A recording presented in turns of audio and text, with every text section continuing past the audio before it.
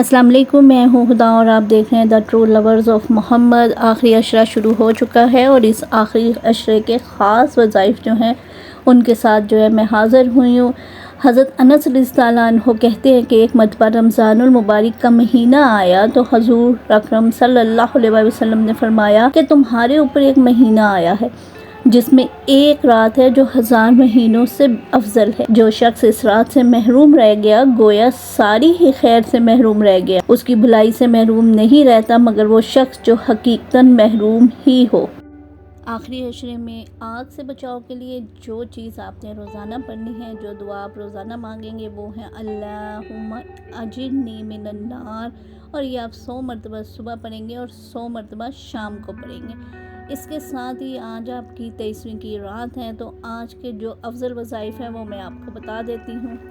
ایک اور خاص بات جو میں آپ کو بتاتی چلوں کہ کچھ لوگوں نے شب قدر کے بارے میں خاص قسم کے خیال کا اظہار کیا ہے، جیسے کہ چاند اگر جمعے کے روز کا ہو تو شب قدر 27 رمضان المبارک کو ہوگی، ہفتے کے روز کا ہو تو شب قدر 23 رمضان المبارک کو ہوگی، چاند اتوار کے روز کا ہو تو شب قدر 29 رمضان المبارک کو ہوگی، چاند پیر کے روز کا ہو تو شب قدر 21 رمضان المبارک کو ہوگی، چاند منگل کے روز کو ہو تو شب قدر 27 رمضان المبارک کو ہوگی، چاند بدھ کے روز کا ہو تو شب قدر 23 رمضان المبارک کو ہوگی، چاند جمعرات کے روز کا ہو تو شب قدر 25 رمضان المبارک کو ہوگی۔ تو اس دفعہ کا رمضان ہمارا ہفتے کے روز کا ہے، تو اس کا مطلب ہے کہ 23 رمضان المبارک یعنی آج کے دن ہماری شب قدر متوقع ہے۔ اللہ آپ سب کو شب قدر نصیب فرمائے، اس لیے آج کے وظائف بہت خاص ہوں گے۔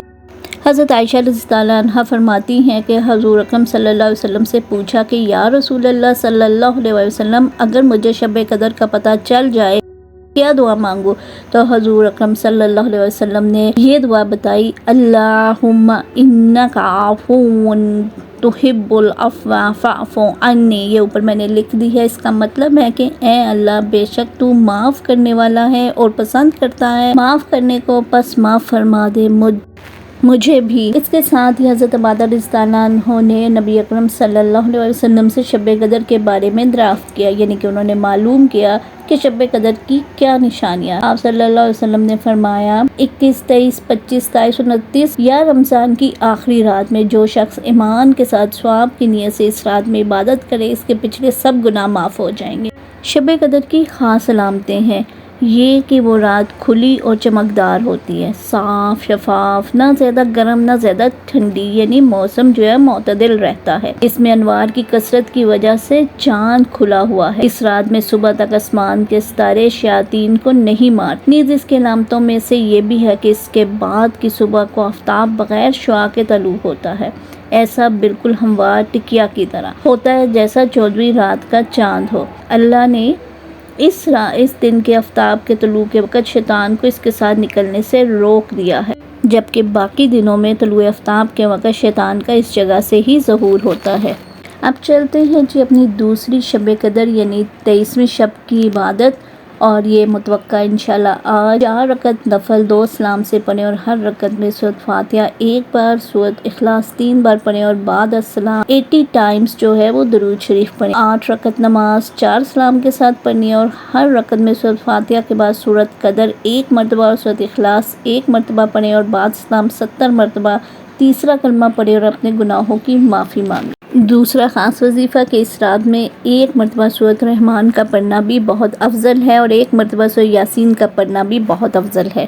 23واں روزہ سٹارٹ ہو چکا ہے، تو بعد نماز فجر آپ نے پڑھنی ہے دعائے نصرت یعنی ربی انی مغلوب فانتصر، اور یہ آپ پڑھیں گے 40 ٹائمز۔ اس کے بعد نماز ظہر آپ 7 سلام پڑھیں گے اور یہ پہلے بھی میں آپ کو اپنی ویڈیوز میں بتا چکی ہوں۔